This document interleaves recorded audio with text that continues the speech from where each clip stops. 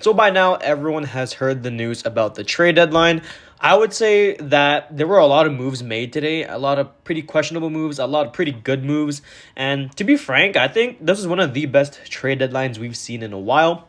Specifically, the Phoenix Suns. I mean, they made a move that quite literally catapulted them into finals contention as they traded for a superstar player in Kevin Durant. So, although the Suns gave up some of their more important role players, they honestly built a big four in Phoenix, and they could go all the way this season. We'll see what happens with KD. CP3, I mean, he's getting up there in age. Devin Booker coming back from injury, and DeAndre Ayton, having some concerns with the coaching staff and overall being with the Suns. We'll see how it turns out with the Suns, because, I mean, to get CP3 a ring, this big four can definitely be the chance he gets this season. So, the question arises of if the Suns have what it takes to win this season and if they have enough depth on the bench to help them win. In today's video, we're going to talk about the Suns and break down the trade with the Nets and talk about how basically both sides, or maybe the Suns side of things, how they're affected with this trade. So we'll get into it right now. We'll start off with the package to receive KD. So they traded Mikal Bridges, Cam Johnson, 4 first-round picks, 1 pick swap, and 2 second-round picks to the Nets in exchange for KD and TJ Warren. So that's a pretty hefty haul for the Suns. Mikal Bridges and Cam Johnson, I will give them their credit. They were both great in Phoenix, especially Mikal Bridges not missing a single game with the whole franchise, and he still was being, the guy that, fell in love with the franchise. I mean, he was a fan favorite, kind of like a Durant Finney-Smith with the Dallas Mavericks, but it kind of sucks to see one of your players that love the franchise be traded, but it's a business, and that's basically what happened. So hopefully Mikal and Cam, they can pretty much thrive on the Nets. They pretty much should get their chance. I mean, they're pretty horrible right now. We'll see what happens, but wishing Mikal and Cam Johnson the best. So for the Suns, they get KD and TJ Warren. So how does KD work with the team and how does he impact them? Well, KD, I mean, he can take over the game. He's pretty much a proven star at this point in his career. Over the season, around 29.5 points per game, around 7 rebounds, and around 5 assists, on around 56% from the field and 38% from 3. So KD, I mean, he went down with an injury a couple weeks ago, and he's going to be out throughout the All-Star break, I want to say, so he's not going to be back for a while. But regardless, whenever he comes back, I mean, the Phoenix Suns, they're going to be expecting his return. And when he does come back, I think this team's going to look pretty different from how they looked this season. Now, adding in another generational guy on the team, I mean, you're getting a guy that can score, someone that's going to be able to handle the ball, do everything on the court, and, adding that alongside Devin Booker's skill set, CP3's skill set, and DeAndre Ayton. I mean, this team's going to look pretty scary, especially in the playoffs.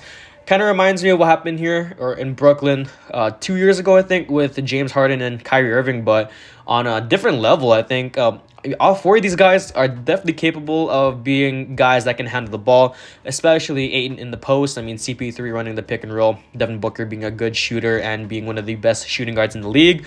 We'll see what happens. I mean, KD, defensively, he gives him a lot of help. I mean, he is around, I think he's like 6'10". Yeah, 6'10", 240 pounds.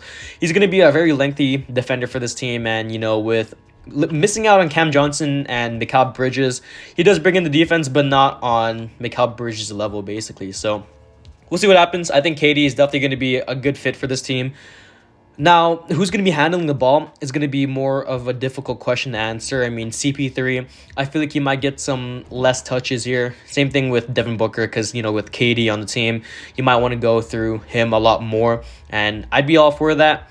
The problem is with CP3, he's regressing a lot. Devin Booker, I wouldn't say he's regressing, but he's not having the best season of his career yet. So we'll see what happens. I don't know. I mean, the Suns team with KD is definitely interesting. Now, we'll get into the bench here because that's pretty much the only problem I have with this team.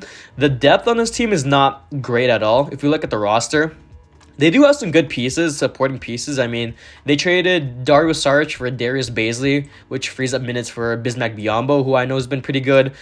They do have still Cam Payne on the team, who is also a good backup point guard, good 6-man right there. Landry Shamet, TJ Warren still is here, or he got traded here, so he could prove to be a good role player for this team. I said Landry Shamet. Josh Okogie's been a guy showing some promise. Saban Lee too, and Damian Lee, and Jock Landale. So They have a lot of good, like, okay pieces, but nothing that really stands out to me. The only guy that really stands out to me is Torrey Craig and campaign off the bench. I mean, if TJ Warren comes off the bench, I mean, him too. But I feel like TJ might start at the 3 or the 4, depending on how the Suns do it or Monty Williams does it. So we'll see what happens. But on the bench, I mean, you're really only running campaign as the primary ball handler. And then there's going to be Bismack Biyombo, who's going to be grabbing rebounds. And that's pretty much it. So yeah, I mean, the Suns roster, they're not really built that well. They're missing a lot of forwards, defensive forwards. I mean, I got like a Robert Covington, a good 3-and-D player on the bench would be pretty good for this team. But, I mean, the deadline has passed. They could be in the buyout market. We'll see what happens. I mean, Russell Westbrook, I got like a John Wall. I mean, not saying that those guys should sign with the Suns, but, those type of guys would be on the buyout market, and maybe the Suns might go into it. So, yeah, I mean, other than that, I mean, defensively, I'm not really too concerned about that with KD, CP3, and DeAndre Ayton on the team. I think it's more of the bench having some defensive problems because Campaign, not a good defender. Bismack being an okay defender in the interior. Torrey Craig being an okay defender, and that's pretty much it on the team. I mean, maybe Damian Lee, maybe Josh Okogie, and that's pretty much it. So we'll see what happens. There's not much length on the bench either. I mean, the tallest player off the bench, Jock Lawndale, 6'11", and that's it. But he plays more like I don't know. I don't know. Jock Lawndale, he has some potential. Nothing too amazing. 7 points per game, 4 rebounds, 1 assist. We'll see what happens with him, but I think he has some potential, not the highest potential. I see him more as a power forward. You guys let me know what you guys think about Jock Landale if you guys are Suns fans. But whenever I see him play, he plays more like a power forward to me, not like a traditional center, which should be good, but he plays more like a power forward. So, yeah, other than that, I mean, like the depth is really the only thing that's pretty much getting to me here. They're pretty much built as a team. I mean, even the ball handling issues shouldn't be too much of a problem. Going to KD a lot more, going to Devin Booker, maybe have a lot less touches. Maybe have CP3 a lot less touches. So, yeah, I mean, the Suns, they put themselves in the prime position to win the West and even win the finals. I think this year is definitely their best chance to at least win. Because, looking at previous years, the one year where they were in the finals with the Bucks, now they have a top 10, top 15 guy in KD. Hopefully they can capitalize on this. I mean, they're not going to get another chance like this, especially next season. I don't think they're going to have enough money to at least sign anyone good. Maybe some guys on the minimum, like how the Lakers signed Thomas Bryant, and they can probably sell high on him, but we'll see what happens. I mean, the Suns, they're basically the powerhouse in the West. Their chances to win the West and the finals skyrocketed, so they're probably the favorite to come out of the West. I do have a dark horse contender for the West, and that's the Dallas Mavericks, so we'll see what happens, but if we did get a Phoenix and a Dallas Mavericks playoff series, that would be amazing. So we'll see what happens with the Suns. That's the end. Wow.